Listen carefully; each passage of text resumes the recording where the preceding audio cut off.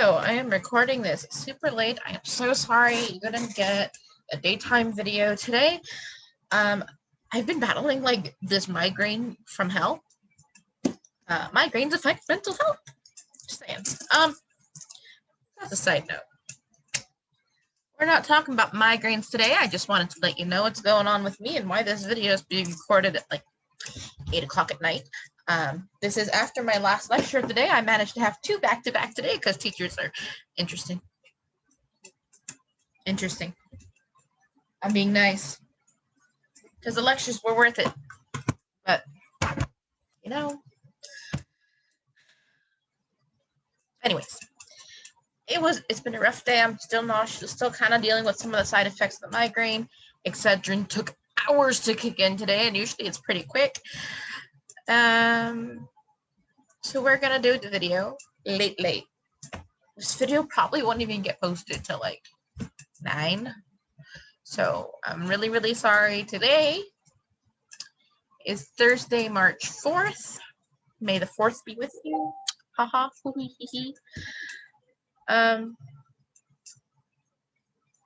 I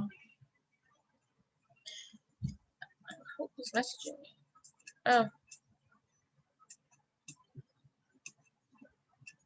Okay. Random message. Cool. Let's just throw someone with ADHD further off track, but it's okay. So let's get to it. Today is another requested video, and again, I'm just scratching the surface at first, and then we can go dive deeper into different things. And yeah, today we're gonna look at, share my screen, make sure I say this shit right. Dissociative identity disorder, also called DID, or multiple personality disorder. We've heard that a lot in media. A lot in media. So let's get to it. Funny because the message I just received is about serial killers and their zodiacs, and someone saying that Geminis have dual personalities. Let me address this. I'm not going to mention who it was to protect their privacy. Having 2 sides to each person, I believe, is fully normal. Everyone has a good side and a bad side, kind of good cop, bad cop. You have good days and you have bad days. I don't know if a horoscope defines multiple personalities. I don't see the correlation. Yes, I'm aware that Gemini is 2 twins. One is good, one is bad, blah, blah, blah. I understand all of that basic stuff. I just don't think that horoscopes define us in that way of literally saying that we have multiple personalities. Funny that that came out the same time I'm doing this video.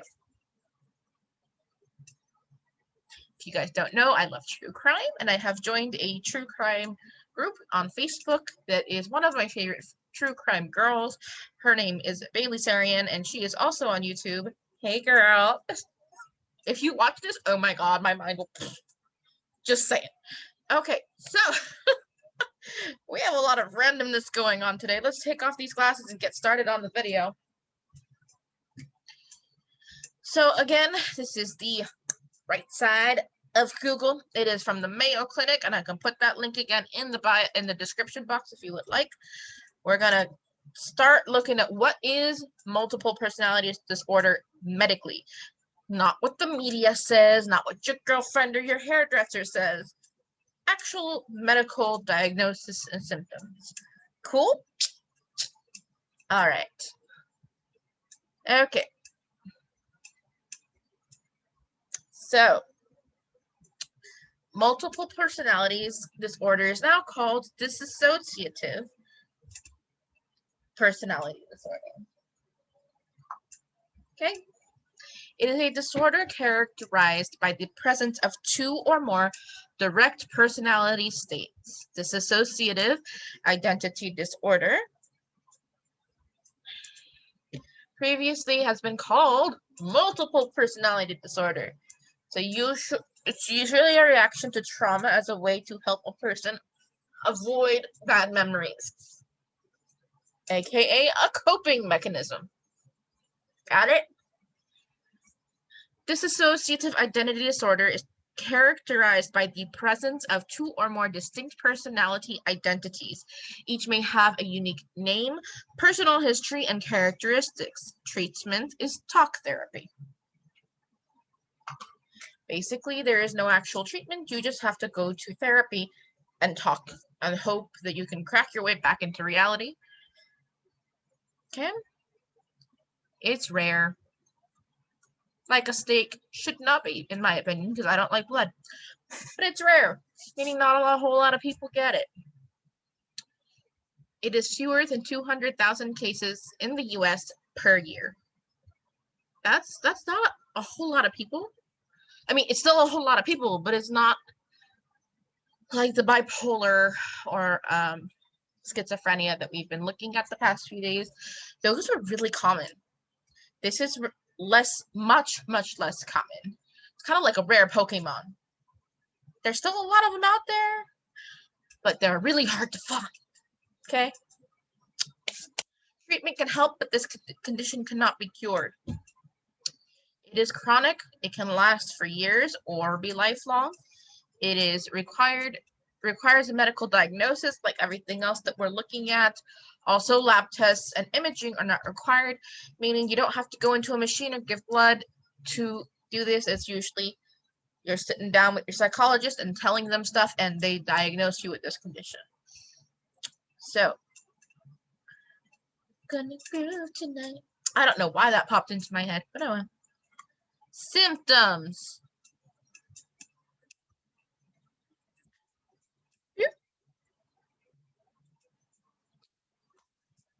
What are some symptoms of this? The presence of two or more distinct personality identities. We saw this. Each may have a unique name, personal history, and characteristics. So I've only seen this in movies and on TV. I've had people who claimed to be mediums and claimed that the dead were talking through them from the other side of the veil. I still don't know if they were telling the truth or just trying to take people's money, because sadly, it is a gift, and there are some that have it, and I'm not denying that. What I am saying is that there are also a lot of fakes that make me question the real ones, because I don't think that you should fake this kind of thing. Really, I don't believe in fakery, period. But in this case, it's literally something that can heal families, and there are some people really with the gift, and they're often afraid to even tell people because they're afraid of being diagnosed with this. Being a medium is different than someone who has split personalities, because they are not themselves speaking through themselves. They are your dead grandpa passing a message. This is different. This is some characterize this as a form of a psychotic break.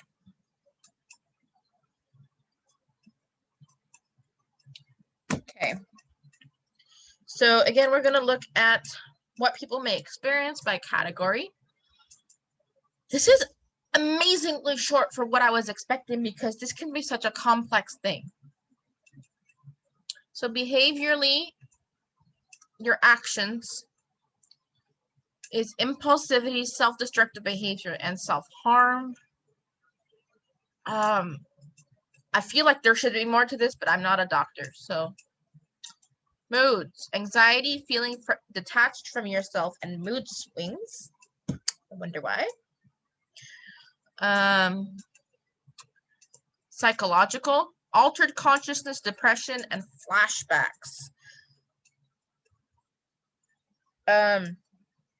These can also be associated with PTSD. Again, coping mechanism. This is a coping mechanism, or at least it's believed to be a result of trauma and helping you cope with that trauma. Sometimes you create an alternative person to protect you from remembering that. Okay. Also common is that you get amnesia or blackouts. So a lot of times when the other person or persons come out to say hi and play and do whatever they're doing, the original consciousness, your true self, doesn't remember a fucking thing. Literally nothing. Because that person is gone temporarily. They've gone on vacation for all intents and purposes. They have no idea what's going on. So their other personality can literally commit murder, rape someone, steal whatever they're doing. And when that other person, entity, decides to leave and they come back, they have no idea what happened. I've heard stories of this taking anywhere from a couple minutes to a couple hours to days and weeks at a time. It's literally like living a double life, except that you don't have control over this at all. It happens when it happens, and it's not something that you consciously make the decision to do. So treatment. Talk therapy. So we have cognitive behavioral therapy, family therapy, and psychotherapy. Is there anything else? No.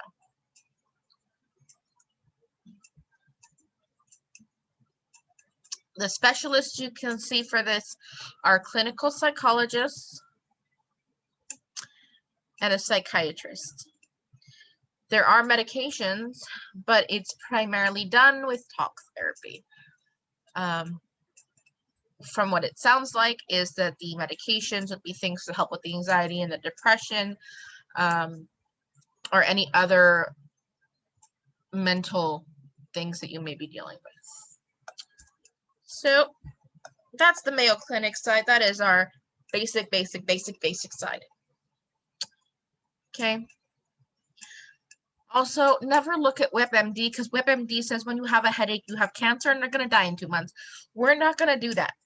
We're not, no. We're going to look at things that actually make sense. So, okay. So the website we're going to look at next is psychiatry.org. They are an organization that actually is valid. And they deal with different psychiatric disorders, which this is definitely one. So we're going to open this in another tab. And we're going to take a, I need to make that bigger. Okay. So what are dissociative, okay, whatever, go away. Dissociative disorders. That is a hard word to say repeatedly over and over.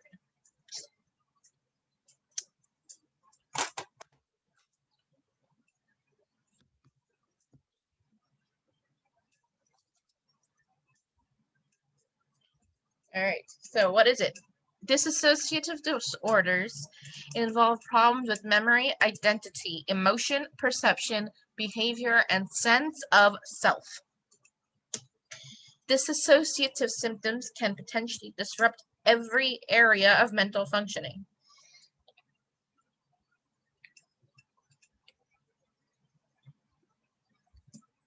Examples of dissociative symptoms include the experience of detachment or feeling as if one is outside one's body, and loss of memory or amnesia. Dissociative disorders frequently are associated with previous experience of trauma. Does this mean that just because you've had trauma once, an experience of trauma, that you're going to develop dissociative disorders? No, no. Not everyone's psyche is going to deal with the situations in this way, but apparently there are different types of dissociative disorders. Let's get to it.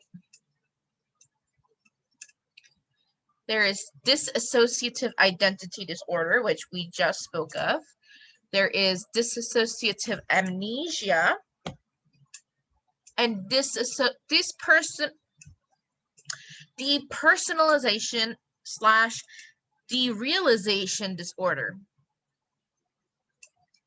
That's fucking hard to say. Just say it. All right. The Sidran Institute, which works to help people understand and cope with traumatic stress and dissociative disorders. I will drop their link in bio if you're interested.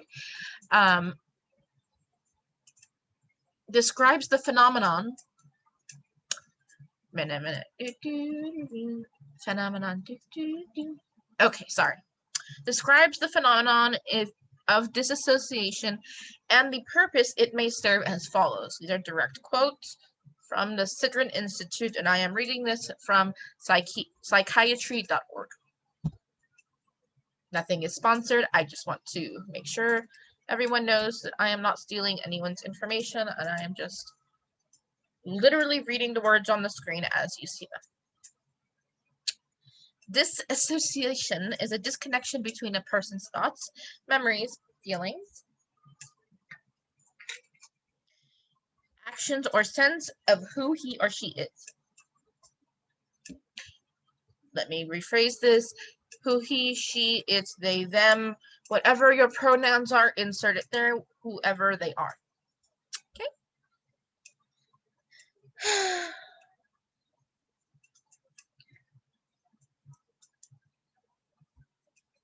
This is a normal process that everyone has.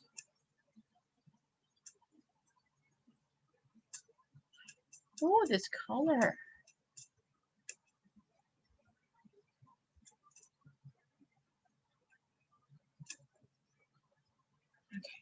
This is a normal process that everyone has experienced. Examples of mild, common disassociation include daydreaming, highway hypnosis, or getting lost in a book or movie, which all involve losing touch with the awareness of one's immediate surroundings. So I guess we've all experienced this. I used to be an avid book reader. I just don't have the time right now to read extra on top of my textbooks, to be completely honest here, guys. And I would often get lost in it, and I would create my own images in my head. I do have a very vivid imagination.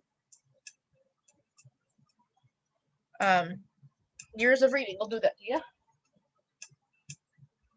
And that's part of the reason why I got mad at the Lord of the Rings series. In the second movie, they cut out the whole section in the Elven Forest. It's like 2/3 of the book, and they cut it out, made it fucking 20 minutes. I got kind of pissed because if you read the books, oh boy, there's some really important and gorgeous things that are described in the book that just didn't make it to the director's cut of the movie. It pissed me off. Still love the series, not knocking it. Okay, maybe I am a little, but I'm not. That's not my intention. I'm also very, very picky. That's also part of the reason I got fed up with the Harry Potter series. I would still like to eventually watch the rest of the movies. I think I watched up through 5, and then I just I've read all the books, guys. Books and movies don't always coincide. Harry Potter, as far as I had seen, did a fairly decent job. Is it perfect? No. No. It's pretty good. But if the creators of the Lord of the Rings movies ever see this, y'all fucked up on number 2. I suggest that you reread the books before you make the movies because you miss a whole bunch of shit. Okay, I'm done with my rant. But if you've ever gotten into a book or series because you got lost in it. That's really, really good writing also. As an aspiring author and someone who loves to write, that's great. Would I go as far as to say is you have a dissociative disorder? No. Do we all daydream? Yes. When we're children, we often have an imaginary friend. People can say that is a hallucination or some sort of dissociative disorder, or even go as far as saying that you are schizophrenic, because schizophrenics do hallucinate. That is part of their disorder. We can go more into that again in another video, but I call it part of being a normal child. There is an extent where if reality and, if they really, really, really believe that their friend is there, maybe they have special abilities. Who knows? But, be aware of your child. Encourage them to have an imagination because it allows them to think for themselves and not be spoon-fed things. Which I always think is a good thing. Being able to think for oneself is a key thing that you want later in life. Okay? Great. Also, highway hypnosis, or just kind of zoning out. This is basically zoning out. Okay? During a traumatic experience, such as an accident, disaster, or crime victimization, disassociation can help protect a person, tolerate what might otherwise be too difficult to bear. I hear this stuff a lot with especially rape victims or victims of sex trafficking. In situations like these, a person may disassociate the memory of the place, circumstances, or feelings about the overwhelming event, mentally escaping from the fear, pain, and horror. This may make it difficult to later remember the details of the experience as reported by many disaster and accident survivors. Personally, I would also like to group this in as part of PTSD, as it's being described right here. It does sound like the coping mechanism is a form of PTSD, just a really, really, really, really extreme one. Okay. Alright. Right there. Alrighty. So disassociative. Okay, this one does say slightly different things. We're going to go over them. I don't know which. Okay, I don't know what just happened. All right. Okay, dissociative identity disorder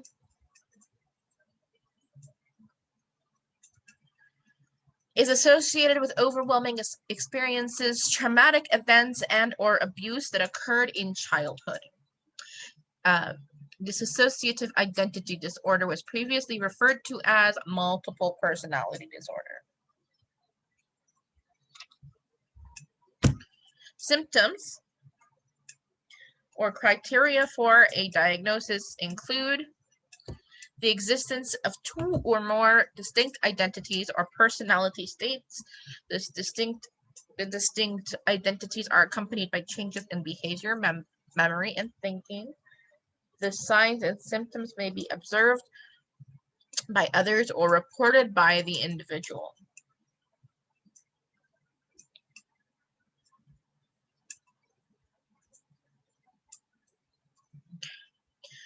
Ongoing gaps in memory about everyday events, personal information, and or past traumatic events.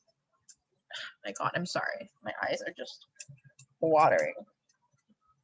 The symptoms include significant distress or problems on social, occupational, or areas of functioning.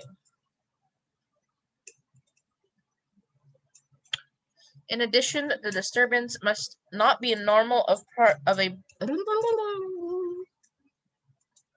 Let's try this again. Okay. In addition, the disturbance must not be a normal part of a broadly accepted cultural or religious practice, as noted in the DSM-5(1). In many cultures around the world, experiences of being possessed are a normal part of spiritual practice and are not dissociative disorders. So if your culture or religion has things that make you hallucinate, that's considered normal. If you're not part of a certain culture or religion that hallucinations are normal, then it could be. Oh God, what's going on with my eyes today? Probably part of that migraine. Okay. Continuing. The attitude and personal preferences, for example, about food, activities, and clothes of a person with dissociative identity disorder may suddenly shift and then shift back. The identities happen involuntarily and are unwanted, cause and distress.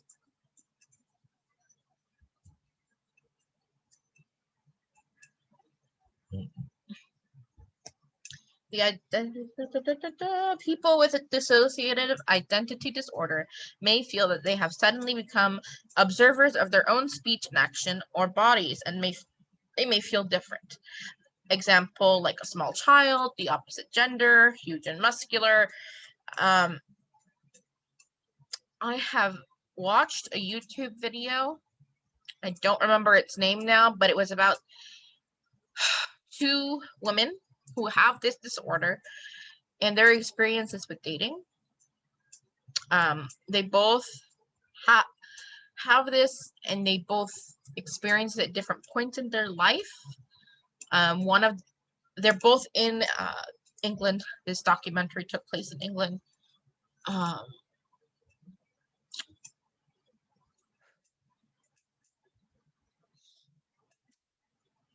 But it's very, very different experiences than what we commonly see on American media. I believe it was a documentary through the BBC. I don't know why it was on YouTube, but I'm very glad it was, because it opened my eyes to this. Not for the first time, but the first time in a long time it did. And it was so bizarre. This disease can literally not only like switch how you're dressing and acting, but I've again, through documentaries and other things, seen accent changes. So if you are British, for example, you usually have a British accent, or Cockney, which is the other British accent. It's the lower class, or how it used to be characterized. I don't know what the politically correct term is anymore, but that's the term that I was brought up with. So you either have the proper accent, the proper British accent, like the royals or people who live in London proper and are of higher class, or you have Cockney. I've heard people who have that proper accent switch to like Australian, or all of a sudden they know a whole other language, which their normal conscious self doesn't. Chances are, if that's happening, I'd ask someone about a possible, okay. The Sidran Institute notes that a person with dissociative identity disorder feels as if she has within her two or more identities. They are using a she pronoun here. I mean, it could happen to a man as well. I believe this is slightly more common in women, but we can always look that up.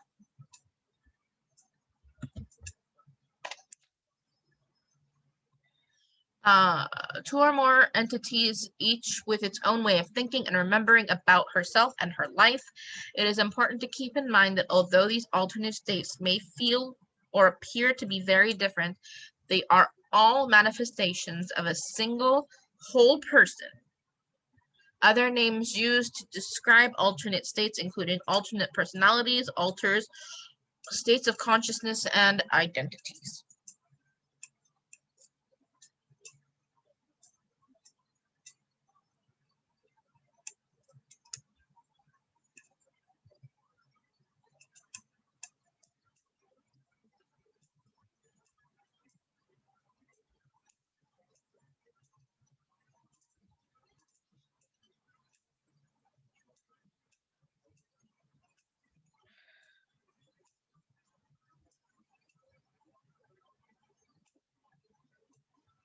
I keep forgetting to do my bags. Oops. Okay, so part of that is that I'm running out of concealer. And I don't have an under eye corrector that matches my skin tone. So if you guys are watching this, drop in the comments if there's a concealer or under eye corrector that can match my skin tone.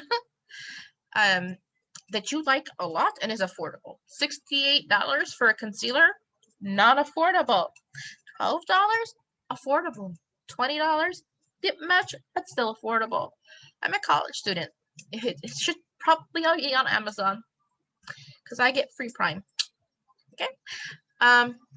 Anyways, I am using the same palette I used yesterday, the You Can Be Twilight and Dusk palette.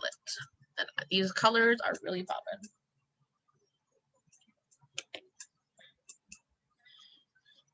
Okay. For people with dissociative identity disorder, the extent of problems functioning can vary widely from minimal to significant problems. People often try to minimize the impact of their symptoms. Makes a whole lot of sense to me. I would want to minimize that shit. Is it always possible? Nope. But I would certainly fucking try. Okay. Risk factors and suicide risk. People who have experienced physical and sexual abuse in childhood are at increased risk of dissociative identity disorder. The vast majority of people who develop dissociative disorders have experienced repetitive, overwhelming trauma in childhood. Among people with dissociative identity disorder in the United States, Canada, and Europe, about 90% have been victims of childhood abuse or neglect.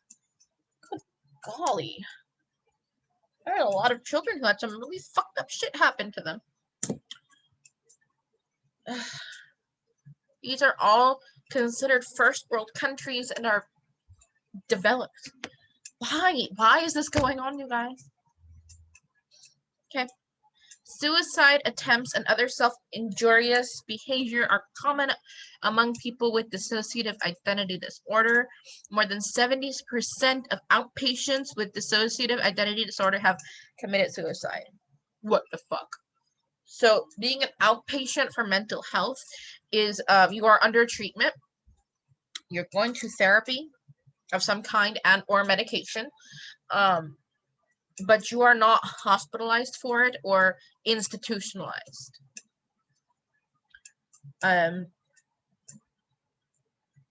So we talked about a 5150 hold a few videos back. And there is a difference between 5150 and being criminally insane, which we briefly discussed in that video. Ooh, that's going to be thick today.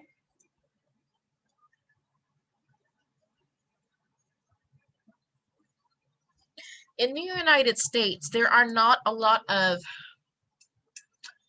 institutions left. Most of them are basically county hospitals, jails, and prisons. Private institutions have mainly been gone since about 1995. I'm saying about because I don't know the exact year, but I know it was during President Bill Clinton's 8-year reign. Or presidency, or whatever word you want to use. while he was in office. Okay, whatever the politically correct term there is.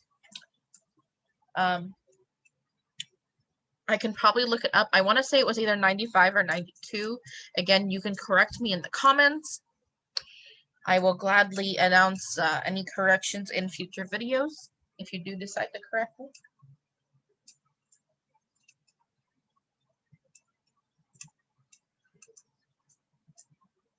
I take no offense to it. In fact, I encourage it because I want to give correct information. And if I am wrong, please make it right. Anyway, so what happened was, let me finish that thought right there. Clinton was given the challenge and promised in his campaign to balance the budget, which meant that some things have to get cut, and I understand that. I don't know the entire politics behind it, nor do I fucking care. But the way that in the end that he made the decision to balance the budget was to cut mental health care, cut federal funding, close institutions, and close a lot of hospitals that helped people with mental health care. So mental health care immediately became privatized and shunned, stigmatized, and basically thrown down the shitter. Also, a lot of people who were not homeless previously and were getting regular help for horrible mental conditions like schizophrenia, bipolar, and dissociative disorders were now homeless because they had nowhere to go and they couldn't get back on medication. A lot of the current homelessness in the United States is caused by closing and denying access to thousands and thousands of people who otherwise were receiving care prior to Clinton balancing the budget. It's not political. These are facts. You can dispute them as much as you want, but these are facts. So,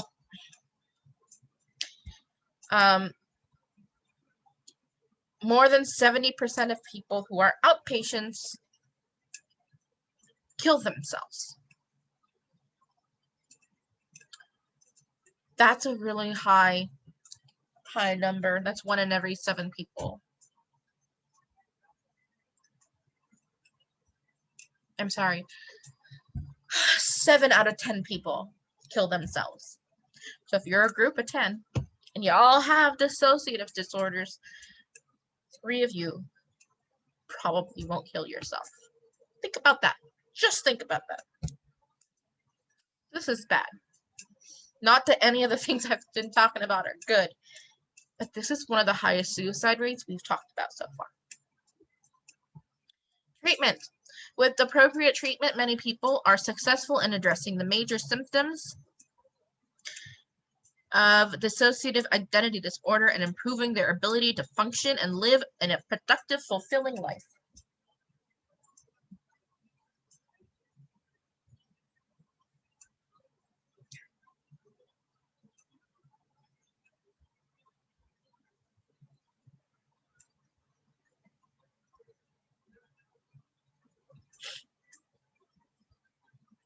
Oh. Between my migraine and allergies today, guys. So,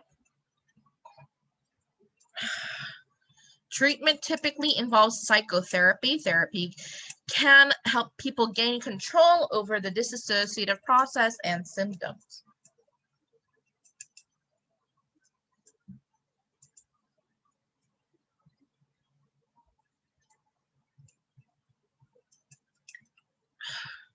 The goal of therapy is to integrate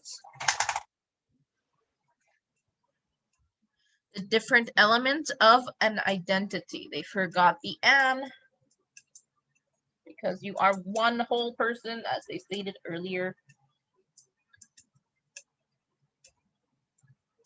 Okay. Therapy may be intense and difficult as it involves remembering and coping with past traumatic experiences. Cognitive behavioral therapy is dialectical behavioral therapy, and are two commonly used types of therapy. Hypnosis has also been found to be helpful in treatment of dissociative identity disorder.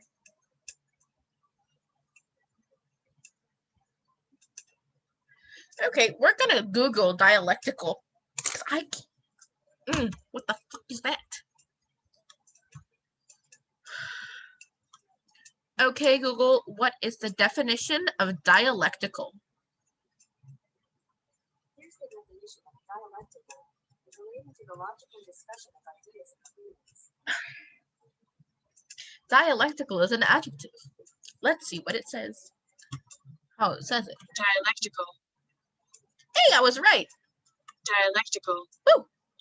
It's an adjective relating to the logical discussion of ideas and opinions concerned with or acting through opposing forces. Cognitive behavioral therapy and dialectical behavioral therapy. So, logic. It's a fancy word. It says logic. Making sense of. Using that noggin that we have.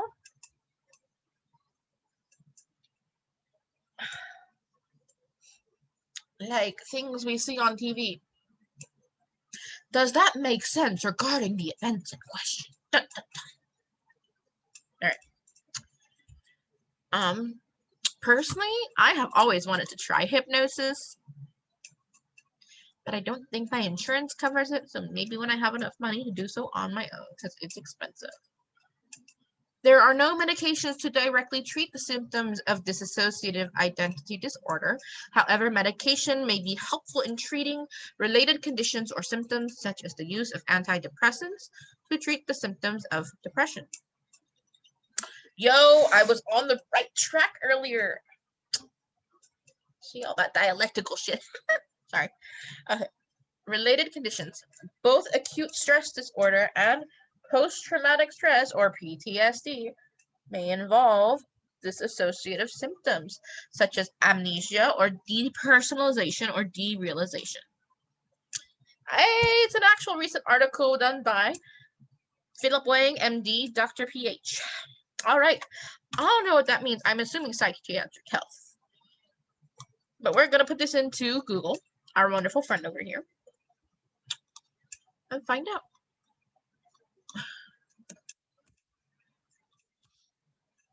Oh, Doctor of Public Health.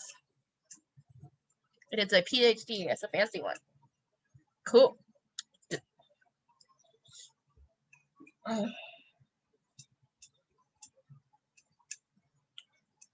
Y'all, my makeup is all fucked up already. I haven't even been able to take pictures because my eyes are watering so bad.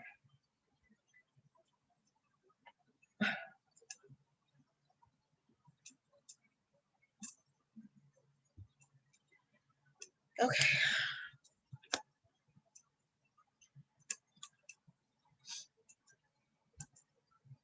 I'm back to the other search on Google.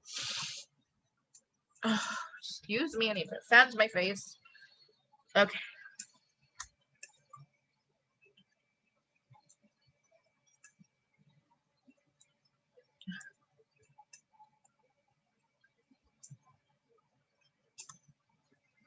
Okay, so some symptoms. I know I sound funny because I'm talking into my fan because I'm leaking from like all of my orifices right now. Some just common symptoms, again, just to reiterate this, are general memory problems, depersonalization, derealization, post-traumatic flashbacks, somatoform. We're about to Google it, don't worry. Symptoms: trance, child voices, two or more parts. Voices are parts that converse, argue, or struggle.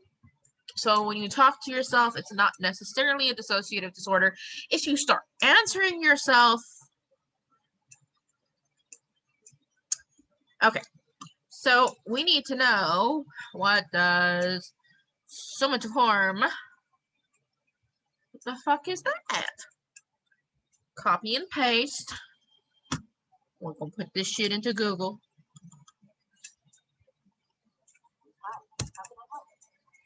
No phone. Not my phone. Okay.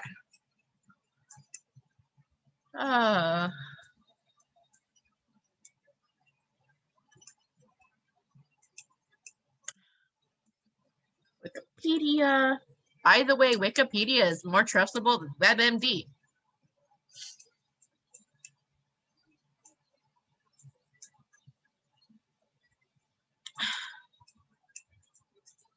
Okay. So sadly, the definition is coming from WebMD. Somatic symptom disorder, formerly known as somatization disorder or somatoform disorder, is a form of mental illness that causes one or more bodily symptoms, including pain. So, dissociative disorders can also cause physical pain. Makes sense to me.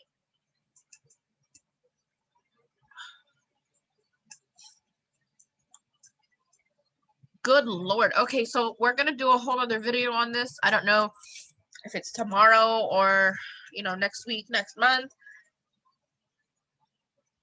Because I really don't put out an agenda yet for my videos.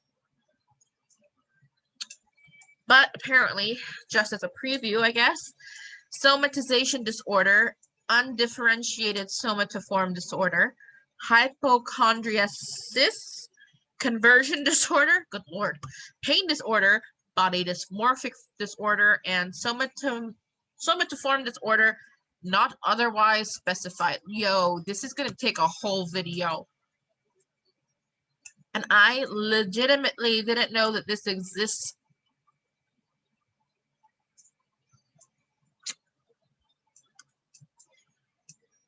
Well, my look is fucked up because I am leaking from everywhere. I will try to redo it one more time, just enough to take some pictures for you guys. And it's not the makeup's fault. Let me just say that right now. It is not the makeup's fault. Because of my migraine and allergies. Like, there's no makeup that can withstand this shit. And yes, I use waterproof, water-resistant crap. I do. But you can't change my biology with makeup.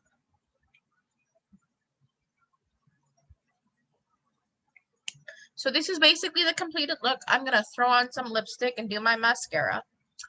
But this is all from that palette from yesterday. Let me just take off the background filter.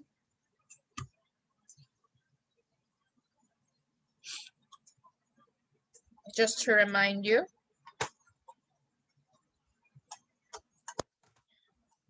The link is in yesterday's video. This is the Twilight palette from You Can Be. I got this on Amazon. It came in a set of 2. It came with this Twilight and Dusk palette, which is this one. These colors are fucking fire, and I'm wearing some of them right now. And it came with this palette, which is Aromas. Also by You Can Be. They came in a double set for, I want to say, $14 from Amazon. And how fucking cute are these colors? Don't mind the fact that I've destroyed some of them. But I want to say it was either 12 bucks or 14 bucks. It really was pretty cheap. I bought them a while ago, and I'm just starting to really use them, and I'm falling further and further in love with them. I may also drop so I posted them in the bipolar video. I will also post them again in today's description box, along with the links of the dissociative disorders that we looked at. As usual, if you have any questions, qualms, concerns, or you want me to look into something deeper or look into a different disorder, drop it in the comments, send me a DM. I will be posting pictures of my finished look on my Facebook and Insta. Please follow me for TikTok for some comedic things and just little short videos. I will be starting to figure out how to use TikTok, not just for my humor, but for this. I am Pink Paralegal on Instagram also, but my main profile is Pink2SK8, or I think, no, sorry, Pinky862 is my main profile on Instagram. Facebook is my name. TikTok is Pink Paralegal. Here I am Pink Paralegal. So stay safe, stay beautiful, and it's okay not to be okay. Stay blessed, everybody. I'm going to finish this look, take some pictures, and then wash it off and go to bed. Love you all. Bye.